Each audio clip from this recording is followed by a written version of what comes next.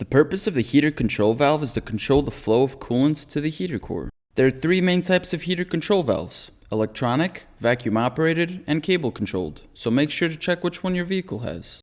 It's important to note that not all vehicles come with a heater control valve. Some vehicles come with a blend or instead. You can typically find the heater control valve by following the inlet heater hose that leads from your engine into the firewall. Now my car doesn't have a heater control valve, so I'm just showing you the inlet hose for demonstration purposes. So the heater control valve could fail in three different ways. It can get stuck open, stuck closed, or even develop leaks. The first symptom is no heat coming out of the vents. If the heater control valve gets stuck closed, the coolant won't be able to flow to the heater core. As a result, the blower motor will push air through a cold heater core, causing cold air to come out of the vents. The second symptom is hot air blowing from the vents even when the AC is on.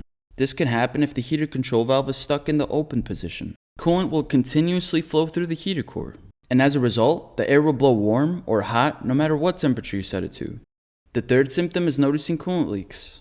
If the heater control valve has developed a leak, you might notice coolant on the ground after your car has been parked for some time. To check for a leak, locate the heater control valve and inspect it for any signs of coolant.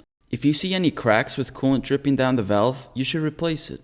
This leads us to the next symptom, a low coolant level. If the heater control valve is leaking, over time, a significant amount of coolant can seep out.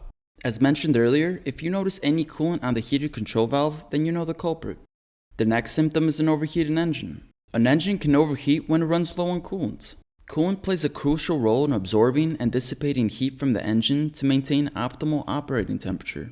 When there isn't enough coolant in the system, it can't effectively absorb all the heat, causing the engine to overheat.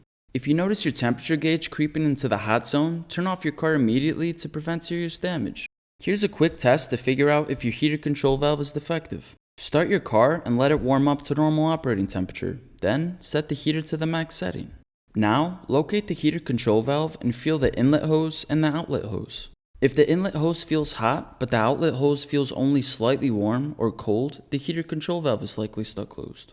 I appreciate you all for watching this video. If you gained value, make sure to like and subscribe, and I'll see you in the next one.